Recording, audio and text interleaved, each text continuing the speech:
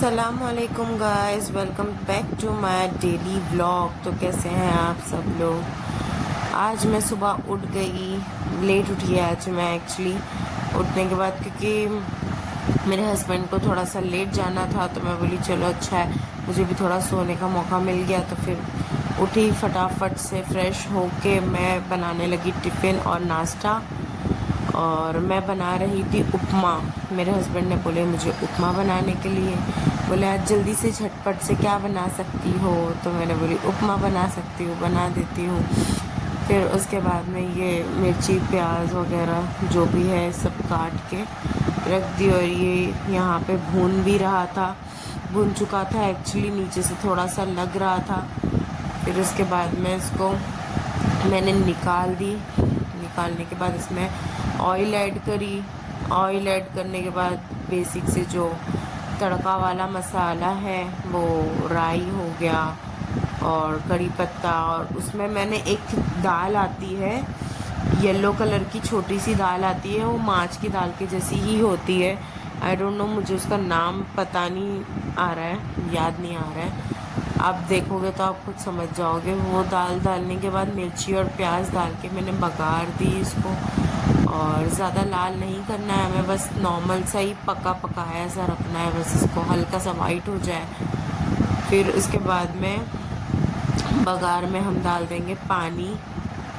पानी क्योंकि उपमा में ज़्यादा करके पानी ही अच्छा लगता है, और गीला उपमा अच्छा लगता है, सूखा उपमा नहीं अच्छा लगता बिल्कुल भी। फिर मैंने इसमें डाल दी नमक। आप अपने टेस्ट के अकॉर्डिंग जितना खाते हैं उतना नमक डाल दीजिए। नमक डालने के बाद मैं डाल दी इसमें थोड़ा सा शुगर एक्चुअली मैंने इसमें बताया नहीं है, पर मैंने थोड़ा सा डाल दी थी शुगर से क्या होता है कि ना टेस्ट बहुत ज़्यादा इन्हेंस होके आता है। फिर इसमें पानी डाल दी और पानी को खौलने के लिए रख दी। पानी अच्छे से खौल गया है, उसके बाद में मैं रवा डालते जाएंगे हम रवा, और एक हाथ से हिलाते जाएंगे उसको, रवे को। देखो जैसे जैसे डाल रहे हैं वैसे वैसे जोश आ रहा है। और सारा रवा डालने के बाद अच्छे से उसको मिक्स कर देना है और फटाक से ढक्कन ढाक देना है, वरना वो उड़ता है तो बहुत बुरा झटका लगता है गाइस। और मैं बहुत झटके खा चुकी हूँ ये सब चक्कर में। फिर उसके बाद में कोतमीर थोड़ा सा हम गार्निशिंग के लिए काट के डाल देंगे। पहले मैं सोची थी कि इसको मैं नॉन स्टिक कढ़ाई में बनाऊं, बट मैं बोली नहीं, ज़्यादा ही बनाना पड़ेगा। एक्चुअली टिफ़िन में भी देना था और मेरे घर में मेरी मम्मी को भी अच्छा लगता है। तो फिर उसके बाद में हम लोग बैठ गए, नाश्ता वगैरह सब कुछ किए। उसके मेरे हस्बैंड चले गए ऑफिस काम पर अपने। फिर उसके बाद में मैं झाड़ में थोड़ा सा पानी डाल दी, और जो उपमा गरम गरम मैंने निकाली थी वो मम्मी के लिए थोड़ा सा निकाल दी थी, क्योंकि मम्मी के यहाँ आज मुझे जाना था। उसके बाद मैं खा ली थी अपनी दवा खाने के बाद आज मुझे बहुत थोड़ा अच्छा ही कुछ अर्जेंट काम था, इस वजह से मैं फटाफट सब कुछ कर रही थी। एक्चुअली मुझे करनी थी पैकिंग। और ये मेरा बच्चा, मेरा फाइज, ये गर्मी के मज़े ले रहा है। आजकल बहुत ज़्यादा गर्मी हो रही है, बाथरूम में जाता है ठंडा होता है और इधर आके बैठ जाता है। उसके बाद मैं थोड़ी सी डस्टिंग कर दी थी, फ्रिज वगैरह पे खूब अच्छे से धूल जम गई थी। एक दिन अगर डस्ट नहीं करेंगे तो बहुत धूल जम जाती है। फिर मैं झाड़ू वगैरह मार दी, झाड़ू पोछा वगैरह हर चीज़ क्लीन कर दी। मुझे बिल्कुल भी नहीं चलता है गाइस गंदा घर, एकदम पैर में ज़री सी भी धूल लगती है तो चिड़चिड़ पैदा हो जाती है। उसके बाद मैं फाइज को आज नहला रही थी, उसके नाखून काट रही थी बहुत ज़्यादा। मतलब ये मेरे हाथ से तो नहा भी लेता है, अपने पापा के हाथ से तो बिल्कुल भी नहीं नहाता है एकदम। मैं उसको पकड़ के फटाक से नहला देती हूँ, ये है ना। फिर उसके बाद में मैं इसको पोंछ दी अच्छे से। मैं इसको आज ड्रायर नहीं मारी, मैं बोली जाने दो, धूप में सूख जाएगा। तो मैंने ये बड़ी वाली छन्नी रख के इसको ऐसे धूप में सुखा दी। उसके बाद मैं चली गई फ्रेश होने के लिए। फ्रेश होने के बाद फाइज को भी अच्छे से पोंछ दी, सुखा दी मैंने, और साथ ही साथ मैंने मशीन भी लगा दी। आज मुझे करनी थी पैकिंग फॉर माई डिलीवरी। मेरे जाना था मुझे एक्चुअली, बहुत ज़्यादा मतलब तबीयत ख़राब हो जा रही थी, बार बार तबीयत ख़राब हो रही थी मुझे। तो मैं बोली चलो लास्ट टाइमिंग है तो फिर पैकिंग करके भी रख लेते हैं कि फ़ौरन अगर कुछ हो तो भागे।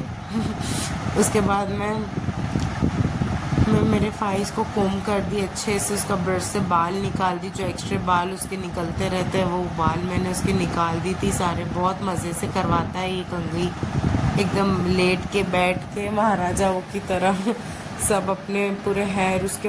एक तो नहा के आता है ना, तो प्लस पॉइंट ये रहता है कि फटाफट से अच्छे से बाल निकल भी जाते हैं और दिन भर उसके एक भी बाल नहीं झड़ते हैं।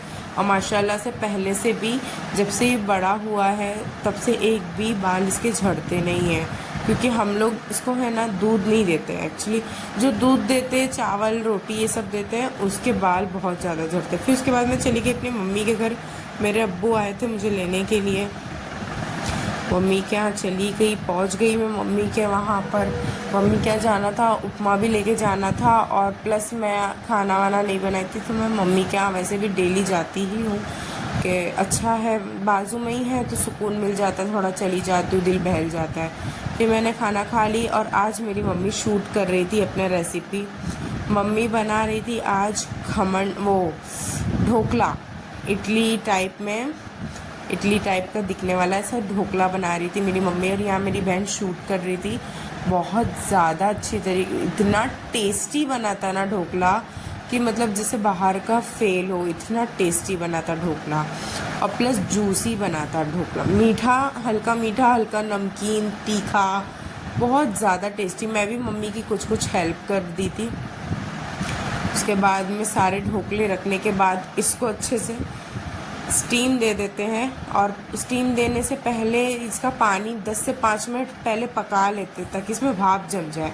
फिर ये मेरी बहन अच्छे से शूट कर रही थी और इसका बघार मैं मम्मी की हेल्प कर रही थी। मम्मी को थोड़ा सा इसके बघार में प्रॉब्लम हो रही थी तो मैं मम्मी को थोड़ा सा बता दी थी कि कैसे होता है।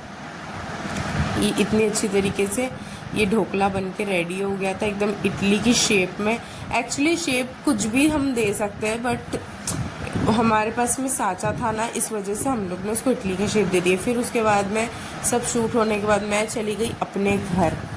फिर से मुझे आए थे अब्बू मेरे लेने के लिए, घर ड्रॉप करने के लिए। अब्बू ने मुझे ड्रॉप कर दिए घर।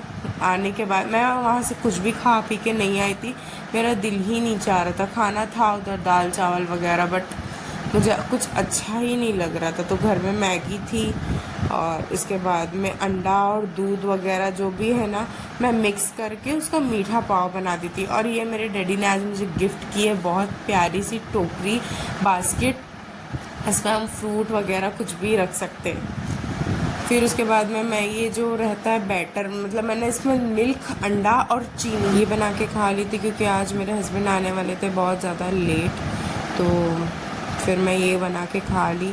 तो चलिए गाइज़, अल्लाह हाफिज़, दुआ में याद रखिए and like share and subscribe guys, दुआ में याद रखिए गाइज़, अल्लाह हाफिज़।